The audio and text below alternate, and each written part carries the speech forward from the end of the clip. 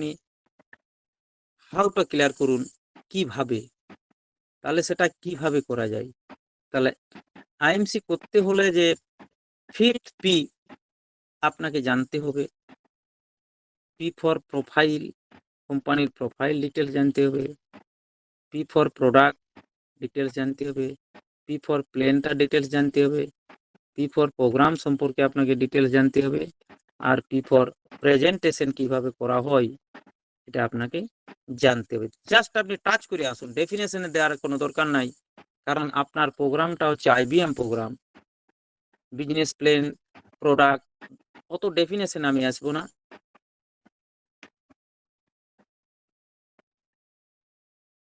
পরে হাউটা ক্লিয়ার করার পরে লাস্ট আপনাকে ক্লোজিং করতে হবে। আপনি যে প্রোগ্রামটা শুরু করেছেন নির্দিষ্ট সময়ে, যত আইবিএম প্রোগ্রাম হচ্ছে আপনার শর্ট টাইমের মধ্যে মেন টপিকগুলো আপনাকে স্টাডি করে নিতে হবে। আগেকে মেন টপিকগুলো আপনাকে ডিসকাস করে করে এরপরে আপনাকে লাস্ট করতে হবে ক্লোজিং। আপনার সাথে যতজন বসেছিল তাদের সাথে ক্লোজিং পার্টে আছে আপনাকে মানে 1 to 1 কথা বলতে হবে। প্রত্যেক জনকে আপনাকে কোশ্চেন তাদের কাছে ছুড়ে দিতে হবে যে স্যার আমি যে জিনিসটা আজকে আপনাকে বুঝাতে চাইলাম আপনি তো বুঝতে পেরেছেন না, কোনো জায়গায় আপনার সন্দেহ আছে? আচ্ছা বলুন তো, আমি 3টা পয়েন্ট বলেছি, আপনার কোন পয়েন্টটা ভালো লাগলো? জাস্ট উনি কোনো না কোনো পয়েন্ট একটা আপনাকে বলবে, হয় ড্রিমটা ভালো লাগলো, হয় ডাইরেক্ট সেলিং ভালো লাগলো, হয় আইএমসি ভালো লাগলো। তাহলে এই যে যে কোনো পার্ট নিয়ে সে যখন মুখ খুলতে শুরু করবে তার মানে আপনার কথাগুলো সে মাথায় নিয়েছে। তাহলে ওকে আপনাকে কোশ্চেন করতে হবে, স্যার থ্যাংক ইউ স্যার আপনাকে, আপনি খুব ভালোভাবে ড্রিমটা নিয়েছেন স্যার, তাহলে আমি যে আর কোনো কি জানার আপনার আছে? ওনাকে সুযোগ দেন কথা বলার। আর কোনো কোশ্চেন কি আপনার মধ্যে আছে? যদি তার কোনো কোশ্চেন থাকে আপনাকে কোশ্চেন করবে যে স্যার আমি ওই পার্টটা একটু ঠিক বুঝলাম নাই, ওনাকে আবার ওই পার্টটা একটু ধরিয়ে দেন। ব্যাস, উনি কোশ্চেন করার পরে ওনাকে কোশ্চেন করুন, স্যার আমার একটা কোশ্চেন আছে আপনাকে, স্যার এই কাজটা তাহলে কি করা যায়? Yes or no. যদি ইয়েস হয় তাহলে ওকে আইডিটা ওইখানে আপনি ক্লোজিং করুন, আইডিটা বের করে দেন, আইডিটা বের করে দেন।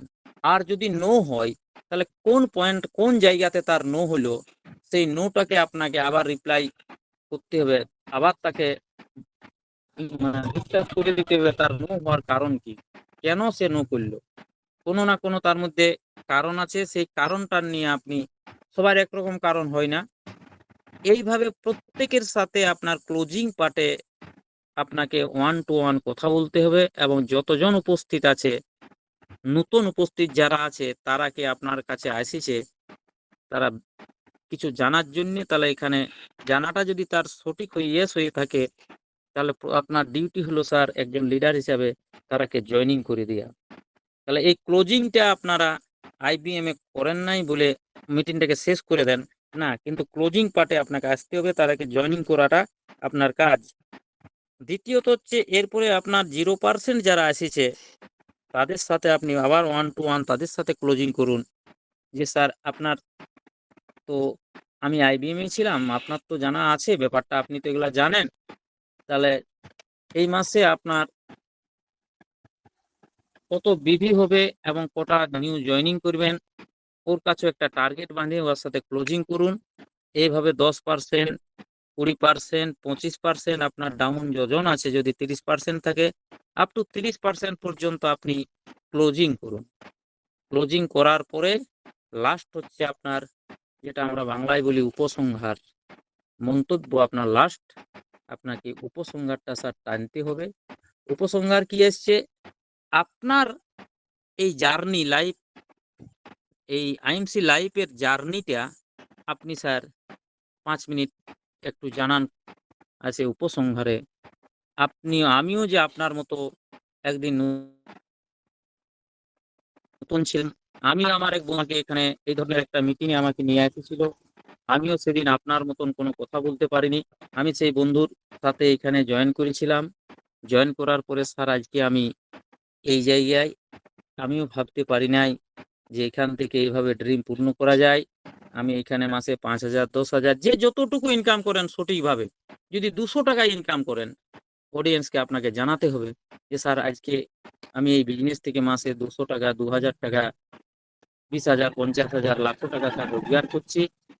তাহলে লাস্ট আপনাকে উপসংহারে আপনার এই লাইফ, আইএমসি লাইফটা আপনাকে ডেফিনেশন দিয়ে আপনার এই আইবিএম প্রোগ্রামটা ক্লোজিং শেষ করতে হবে। তাহলে আইবিএম এর ম্যান প্রথম হচ্ছে নিজের পরিচয়, তারপরে অডিয়েন্সকে হাইলাইট, তারপরে অডিয়েন্সকে দিয়ে আপনার ড্রিম সম্পর্কে ডেফিনেশন, সেই ড্রিম ফুলফিল করার জন্য কোনো অপশন নেই।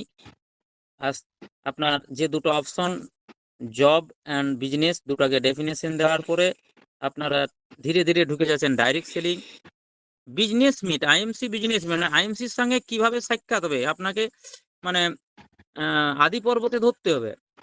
মহাভারতে যেমন আদি পর্ব আছে, সেইভাবে আদি পর্ব থেকে ধরে আপনাকে চলে আসতে হবে ডাইরেক্ট সেলিং। ডাইরেক্ট সেলিং এর পরে আপনি চলে আসুন আইএমসি।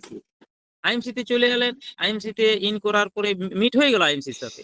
এরপরে ওকে ক্লিয়ার করে দেবেন হোয়াই আইএমসি, আমি আইএমসিটাই কেন করব। এখানে চলে আসছে IMC security. IMC security direct selling এর হিস্ট্রি, লাইফ হিস্ট্রি বললেন, আইএমসিতে ইন করলেন, আইএমসি ক্লিয়ার করলেন, আইএমসি সিকিউরিটিটা ক্লিয়ার করে দিলেন। এরপরে আইএমসি হোয়াইটা ক্লিয়ার করার পরে হাউটা ক্লিয়ার করে দিলেন। হাউটা ক্লিয়ার করার পরে আপনাকে ক্লোজিং করতে হবে। প্রত্যেকের সাথে পার্ট পার্ট একটু কথা বলে, তাদেরকে যখন পার্ট পার্ট কথা বলবেন না, একটা মানুষের মধ্যে এগুলা সাইকোলজিক্যাল নিখিলতে জিনিসগুলো ভালো ডেফিনেশন আমার দেন। সাইকোলজিক্যাল ব্যাপারটা যখনই একটা লিডার একটা নতুন পার্সনের সাথে যখন সরাসরি তার সাথে কথা বলবেন না, তার মনের মধ্যে আপনাকে এনজয় হয়। আমার কাজ হচ্ছে তার সাথে যদি একবার আপনার রিলেশনটা তৈরি করতে পারেন, এটা হচ্ছে রিলেশনের একটা পার্ট। আর এই বিজনেসটার ম্যান হচ্ছে রিলেশনশিপ বিজনেস।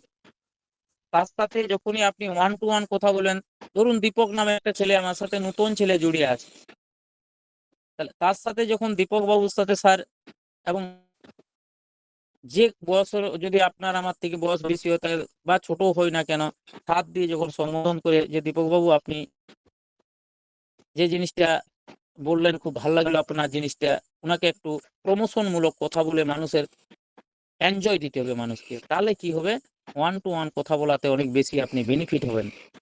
এইভাবে আপনাকে